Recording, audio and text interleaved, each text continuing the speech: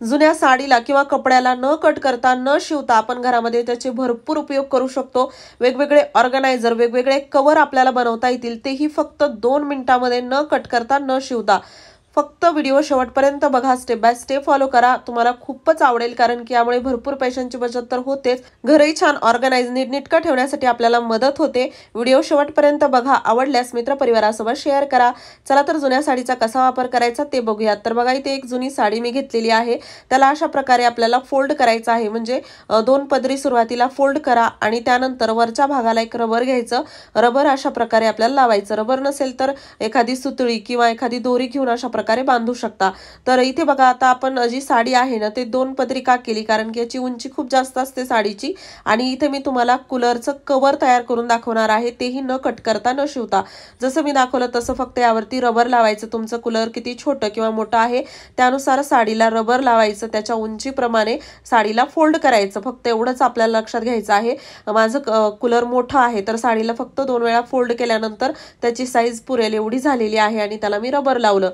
आता बघा, जसं साडीला रबर लावलं त्यानंतर आपण यावरती साडी अशी ठेवायची आणि व्यवस्थित याच्या अशा एकच पदर त्याचा मागून घ्यायचा, जेणेकरून तुम्ही बघू शकता पूर्ण आपलं जे कूलर आहे ते कव्हर झालेलं आहे, अगदी दिसायलाही चांगलं दिसतं। आणि त्यासोबत साडीचा परत वापर करायचा असेल, काढून आपण याचा परत वापर करू शकतो। आणि पातळ जरी साडी असेल तरी 2 पदरी फोल्ड केल्यामुळे जाड असं आपलं हे कूलर कव्हर तयार झालेलं आहे।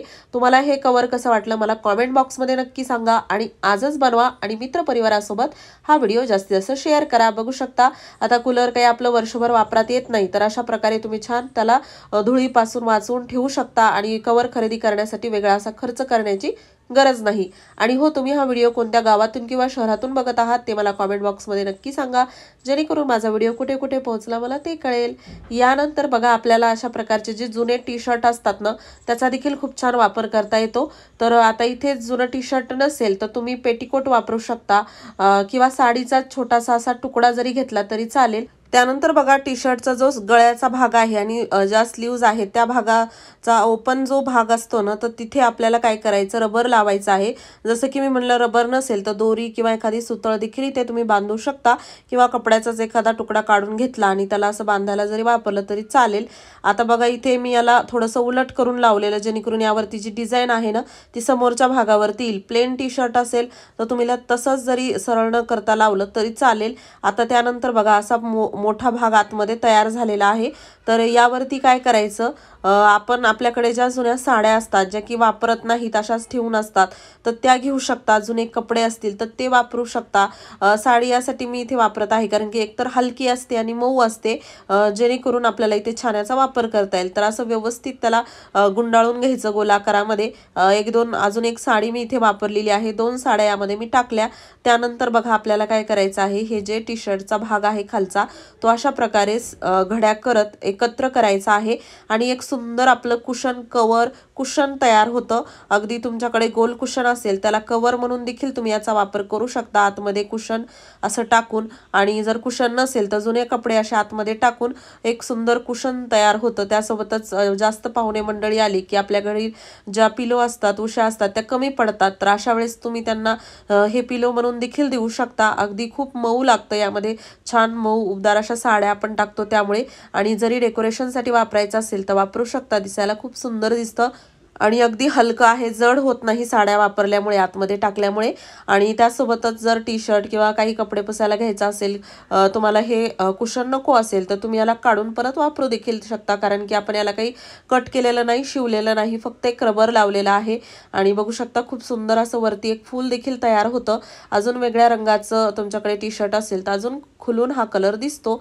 यानंतर बघा, आपल्याला जो साडीचा तिसरा उपयोग आहे तो असा की साडी घ्यायची आपल्याला आणि ती आपल्याला अशा प्रकारे एकत्र करायची आहे। काठ जी आहेत ना, तर जसं आपण वाळायला टाकतो तसं एकत्र करतो किंवा धुताने तसं एकत्र एका हातामध्ये सर्व काठ अशी घ्यायची आणि त्यानंतर खालच्या बाजूला असं सरळ करायचं। आता यानंतर बघा काय करायचं, हा जो वरचा भाग आहे ना तो आपल्याला एकत्र करून व्यवस्थित फोल्ड करायचा आहे। असं 4-5 पदरी याला फोल्ड करायचं। किती छोटं मोठं अगदी तुमच्यानुसार तुम्ही करू शकता। तर मी याला असं फोल्ड केलं आणि त्यानंतर बघा आपल्याकडे असे काही जुने कपडे असतात, ब्लँकेट असतात जे की आपण वापरत नाही, किंवा इतर काही कपडे, इतर काही गोष्टी तुमच्याकडे असतील ज्या की तुम्हाला वापरायच्या नसतील, असंच इकडे तिकडे जागा घेत असतील, तर ते कपडे असे एकत्र करायचे, त्याला व्यवस्थित असं गुंडाळायचं आणि गोल गुंडाळायचं। गोल गुंडाळून घेतल्यानंतर यामध्ये आपण जसं आपल्याला किती हे छोटं मोठं हवं आहे त्यानुसार कपडे कमी जास्त असे ठेवू शकता।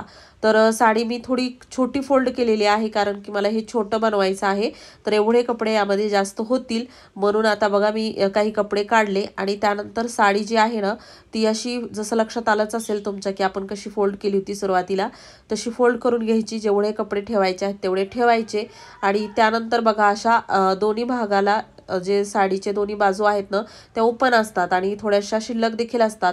त्यानंतर काय करायचं, एक रबर घ्यायचं आणि या ठिकाणी असं हे रबर लावायचं।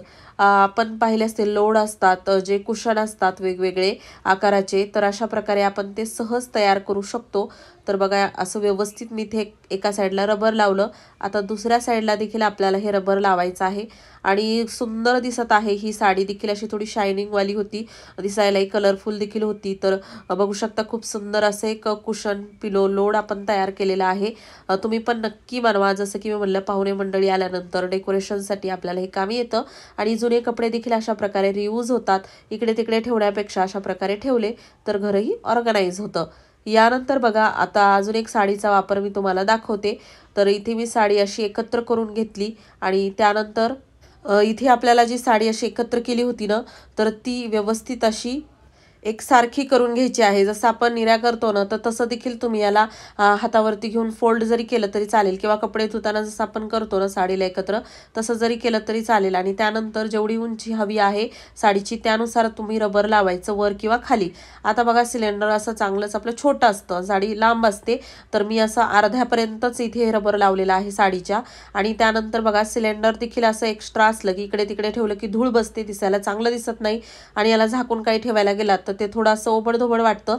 पण अशा प्रकारे साडीला तुम्ही फोल्ड करून यावरती ठेवलं तर सुंदर असं आपण सिलेंडरसाठी देखील कवर तयार करू शकतो, न कट करता न शिवता। तुम्ही पण एकदा नक्की बनवा आणि असंच जसं मी म्हणलं काढून आपल्याला परत वापरता देखील येतं, अगदी ओळखायला येणार नाही की आपण इथे सिलेंडर ठेवलेला आहे। यानंतर बघा आपल्याकडे असणाऱ्या अशा सुटकेस असतात किंवा इतर काही बॅग, तर त्यांना देखील आपण जुन्या टी शर्ट पासून जुन्या साडीपासून कवर तयार करू शकतो। तुम्ही पण एकदा नक्की करून बघा, खूपच सोप्या पद्धतीने आपण घर ऑर्गनाइज करू शकतो। कमी पैशामध्ये छान आपल्याला घरही चालवता येतं।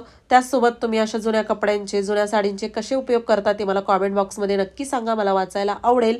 आणि हो, व्हिडिओ थोडासा जरी आवडला असेल तर जास्तीत जास्त मित्रपरिवारासोबत शेअर करा। त्यासोबत चॅनलवरती नवीन असाल तर सबस्क्राईब करायला विसरू नका। असेच नवनवीन व्हिडिओज मी तुमच्यासाठी घेऊन येत राहते। पूर्ण व्हिडिओ पाहिल्याबद्दल मनापासून धन्यवाद। चला तर मग परत भेटूया।